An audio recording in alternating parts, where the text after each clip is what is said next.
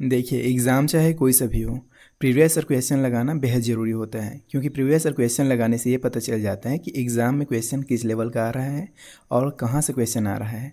तो यहाँ पे हम पंडित सुंदरलाल शर्मा ओपन यूनिवर्सिटी द्वारा प्री डीएलएड एंट्रेंस एग्ज़ाम जो 2024 में लिया गया था, उसमें से सामाजिक विज्ञान का 20 क्वेश्चन देखने वाले हैं। तो बने रहिए वीडियो में लास्ट तक, देखिए और समझिए कि किस टॉपिक से क्वेश्चन आ रहे हैं और क्वेश्चन का लेवल क्या है।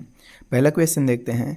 भारत के सर्वोच्च न्यायालय में सरकार का मुख्य विधिक सलाहकार और इसका प्राथमिक अधिवक्ता कौन है? तो देखिए, भारत का महान्यायाधिकर्ता ये नहीं है, भारत का मुख्य न्यायाधीश ये भी नहीं है, भारत का नियंत्रक एवं महालेखा परीक्षक ये भी नहीं है।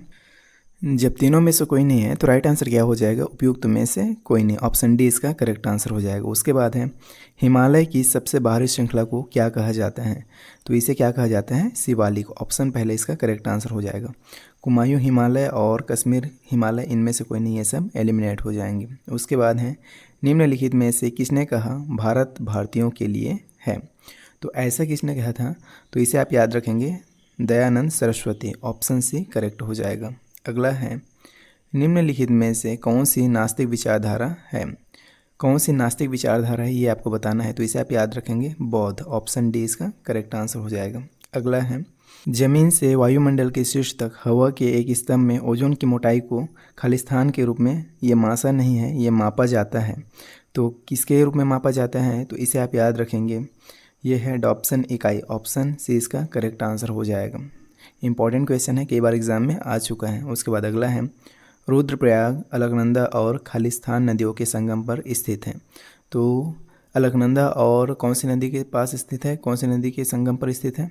तो इसे आप याद रखेंगे, मंदाकिनी। ऑप्शन बी इसका करेक्ट आंसर हो जाएगा। अगला है, निम्नलिखित में से कौन सा मंदिर वास्तुकला की वेसर शैली का उदाहरण है? तो कौन सा मंदिर?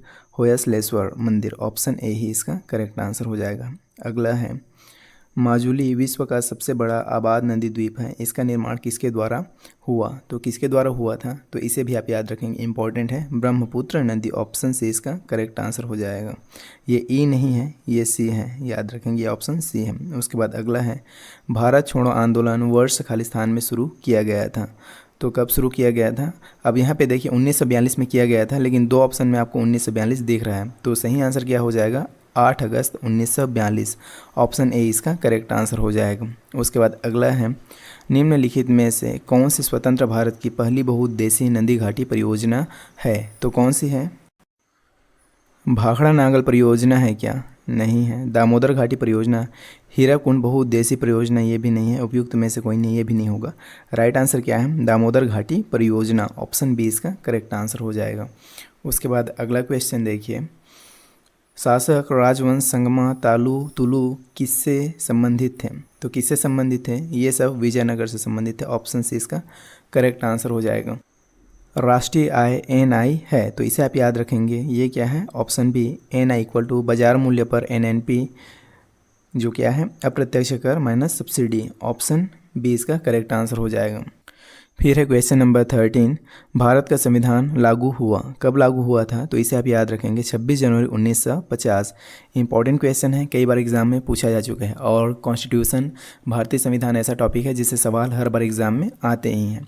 फिर अगला क्वेश्चन है, भारत की 11वीं पंचवर्षीय योजना की अवधि क्या थी? ये भी रिपीटेड क्वेश्चन है, कई बार एग्जाम में आ चुका है, लेकिन इंपॉर्टेंट है, क्या थी? तो याद रखेंगे 2007 से 2012। उसके बाद अगला क्वेश्चन देखते हैं, पानीपत का प्रथम युद्ध कब हुआ? तो कब हुआ था? तो इसे आप याद रखेंगे, 1526 ईस्वी। ऑप्शन बी इसका करेक्ट आंसर हो जाएगा। फिर अगला क्वेश्चन है, प्रतिवर्ष किस तिथि को छत्तीसगढ़ी राजभाषा दिवस मनाते हैं? छत्तीसगढ़ी राजभाषा दिवस प्रतिवर्ष कब मनाया जाता है? तो इसे आप याद रखेंगे, 1 नवंबर नहीं होगा, 14 नवंबर भी नहीं होगा, 27 नवंबर भी नहीं होगा।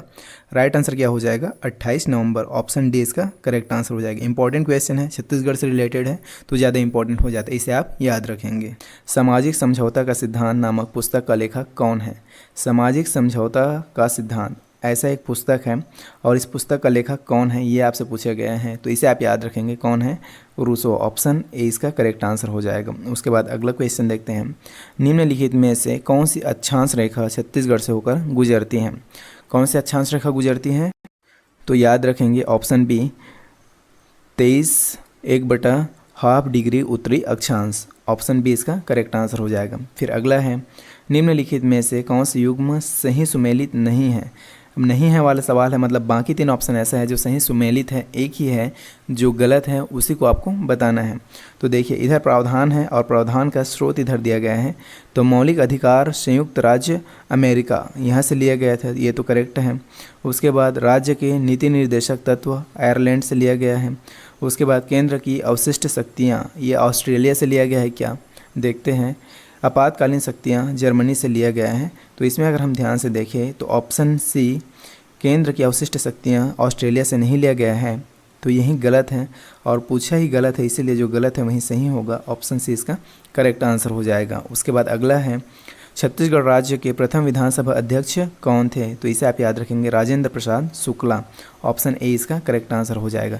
तो इस तरह से हमने समाज विज्ञान के 20 मोस्ट इंपॉर्टेंट क्वेश्चन देखे जो अपने आप में इंपॉर्टेंट है, साथ ही साथ ये प्रीवियस ईयर क्वेश्चन है जो ऑलरेडी एग्जाम में आए हुए हैं। और इसे देख के आपको एक जनरल आइडिया लग गया होगा कि एग्जाम में किस टॉपिक से क्वेश्चन आ रहे हैं और क्वेश्चन का लेवल क्या रहने वाला है। उम्मीद करता हूँ कि वीडियो आपको पसंद आया होगा। वीडियो पसंद आया तो वीडियो को लाइक कीजिए, और अगर आप पंडित सुंदरलाल शर्मा ओपन यूनिवर्सिटी से pre DElEd pre BEd entrance exam की तैयारी कर रहे हैं, देन चैनल को सब्सक्राइब करके आज ही जुड़िए चैनल से। हम आपसे मिलते हैं नेक्स्ट वीडियो में, तब तक के लिए बाय।